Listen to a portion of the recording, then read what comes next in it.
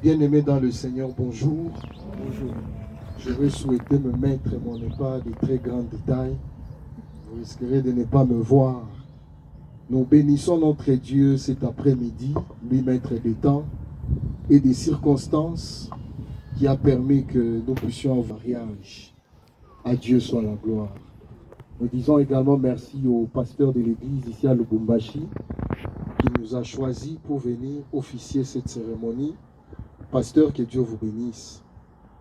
Vous ne savez pas ce que vous avez fait, car en venant, quand je me rends compte que les parents du frère, c'est une famille que je connais très bien, ainsi que les parrains.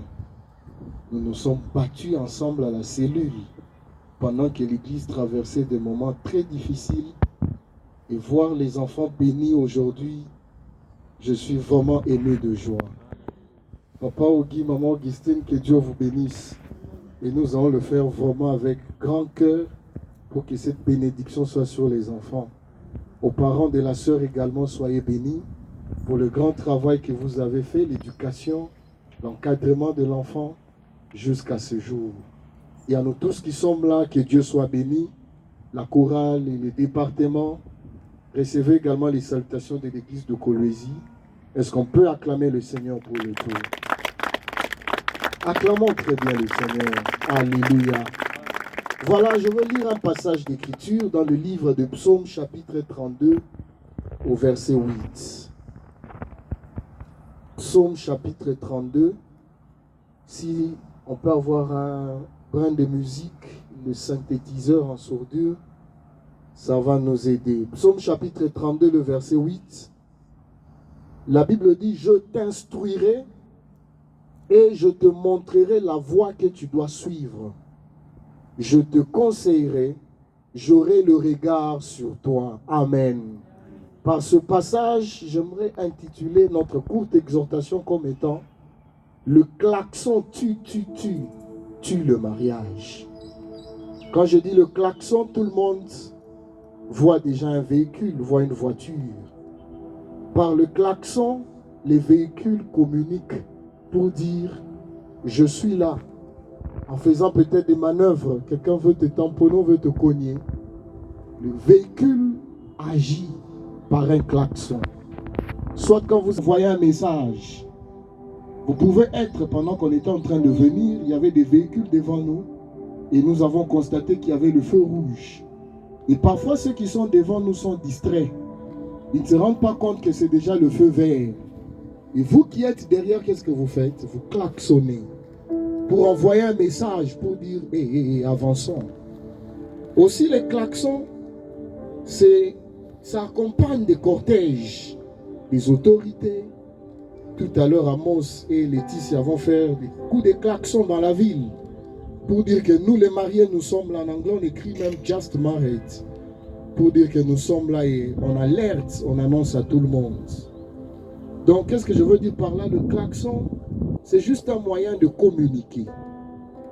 J'aimerais exhorter cet après-midi sur la communication dans le mariage. Très important. Car Dieu lui-même, nous avons lu dans les livres des psaumes, il communique. Amen. Dieu est un grand communicateur. Il communique par la nature. La Bible dit la nature elle-même ne vous enseigne-t-elle pas? Même quand la pluie veut tomber, elle envoie un message. Ça communique. Toute entreprise qui voudrait aller loin travaille sur la communication. Même dans un pays, il y a toujours un ministère réservé appelé ministère de la communication. Tout projet également pour réussir, il faut qu'il y ait la communication. Et c'est le conseil que nous donnons à Amos et à Laetitia. Mais par eux, nous également qui sommes mariés depuis très longtemps, ou qui aspirons au mariage, nous devons savoir que la communication joue un rôle très important dans une relation.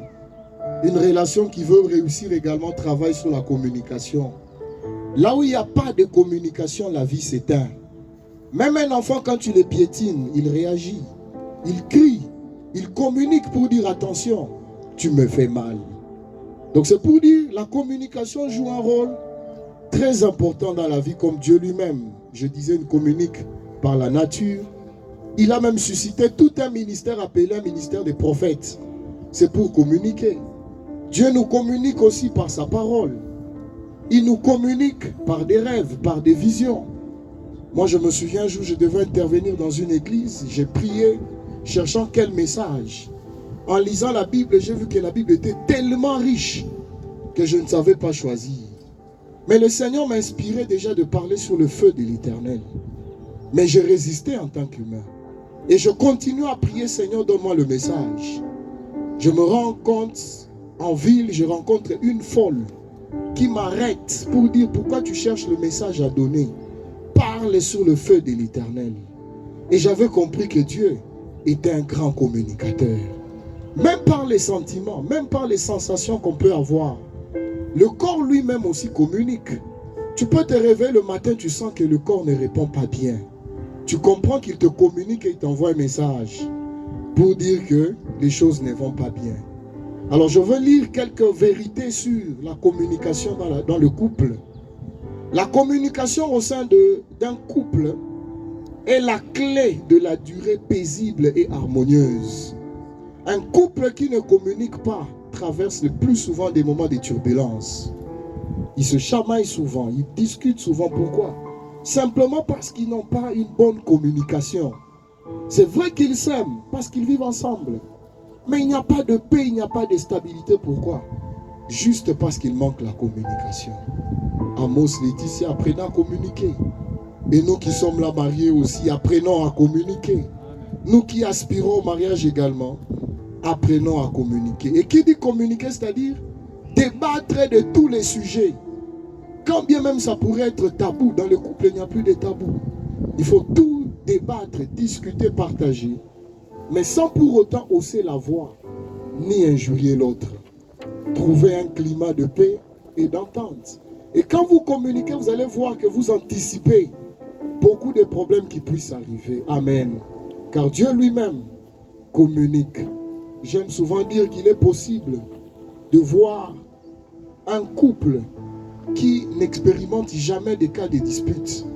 Mais il n'est pas possible de connaître un couple sans conflit. Quand on dit sans conflit, c'est-à-dire des intérêts. Chacun a toujours tendance à tirer le drap de son côté, à favoriser ce que lui aime. Mais dans la vie d'un couple ou d'un foyer, on apprend aussi parfois à accepter ce que l'autre dit. Amen.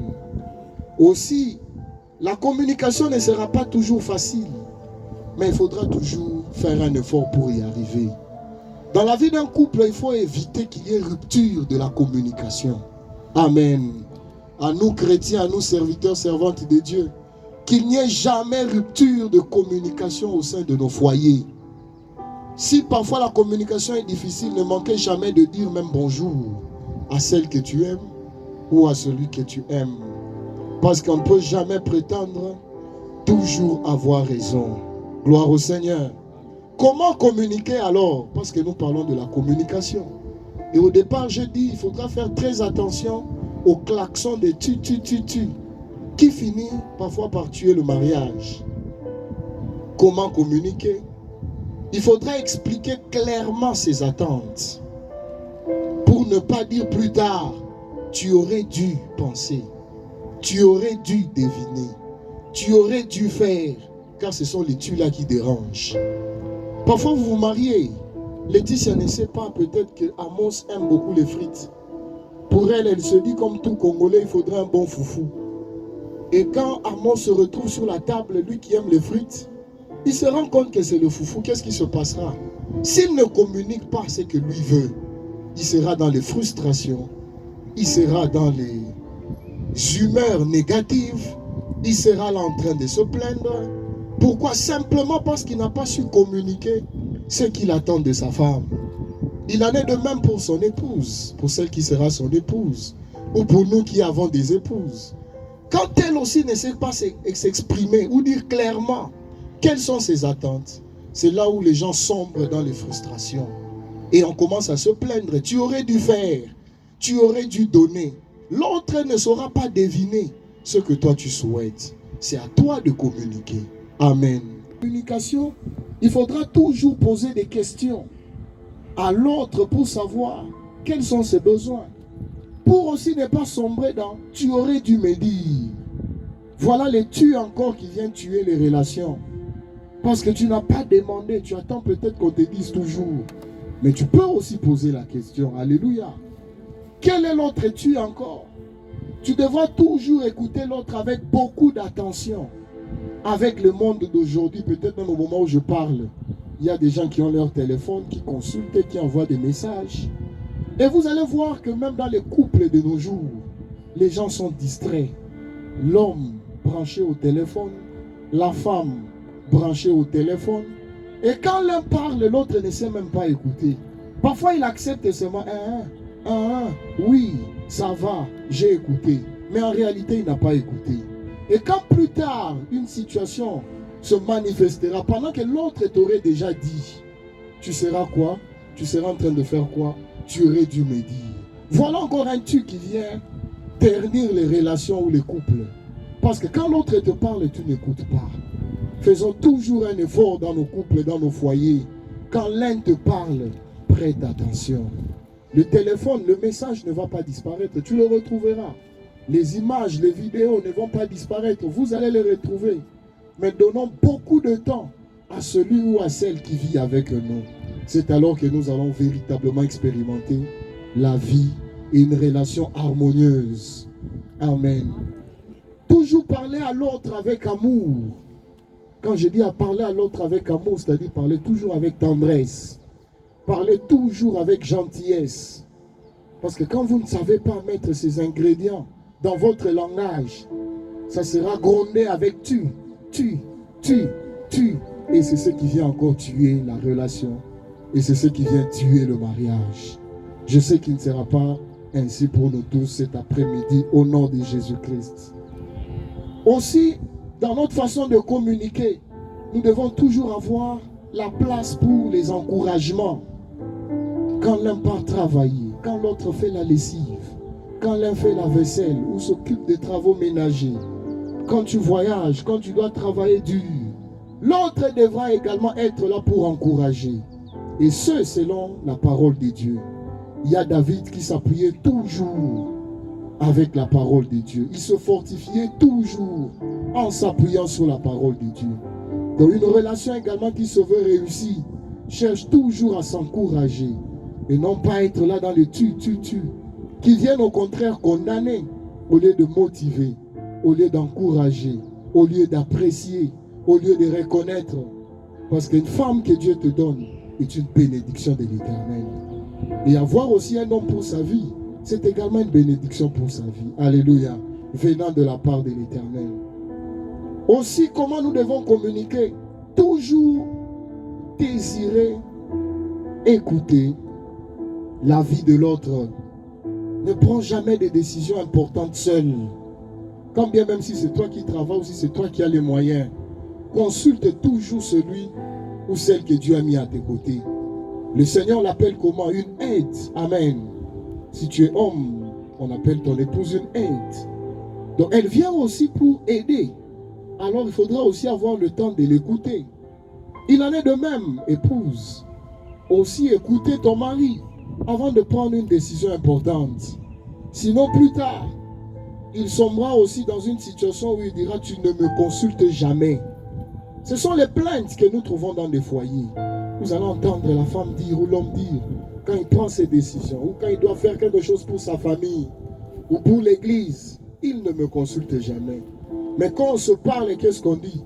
Tu ne me consultes jamais. Voilà encore un autre tu qui vient tuer les relations, qui vient tuer le couple. Qu'est-ce qu'on peut encore ajouter? La communication cimente la relation. Amen. La communication, si j'étais politicien, j'allais dire, bétonne le couple. La communication crée un cadre, un espace favorable où l'on se sent accueilli. Amen. Quand une femme parle à son homme et que son homme sait l'écouter, la femme se sent accueillie. Quand un homme aussi parle à sa femme sait l'écouter, l'homme se sent également accueilli. La communication prouve le respect que tu as pour l'autre. Alléluia. Tu ne peux pas vivre avec quelqu'un pendant autant d'années si tu ne le respectes jamais ou si tu ne la respectes pas. Et la meilleure façon de respecter, c'est de savoir aussi écouter. Amen.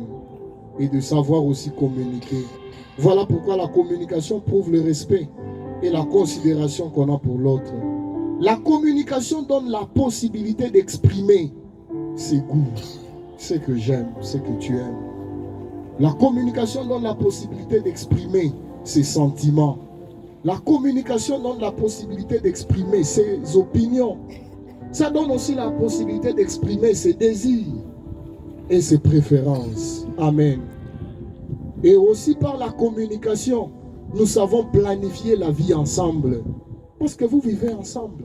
Ce n'est plus ta vie à toi seul, mais c'est votre vie. Toi et ton épouse, toi et ton mari. Et par la communication, vous discutez des projets d'avenir. Vous savez planifier ce que vous pouvez faire demain. Vous savez planifier ce que aussi vous aurez à faire. La Bible dit que Dieu ne fait rien sans pour autant révéler ce secret à qui? À ses serviteurs qui sont des prophètes. Si Dieu lui-même qui est souverain, tout puissant, ne fait rien sans pour autant nous révéler. Et pourquoi toi tu dois faire tout sans pour autant dire à ton épouse? Pourquoi tu peux tout faire sans pour autant dire à ton mari? Voilà la place de la communication, ça nous aide à planifier notre vie. Je lis Psaume chapitre 37, le verset 5. Psaume chapitre 37, le verset 5. Un passage que nous connaissons, qui dit quoi?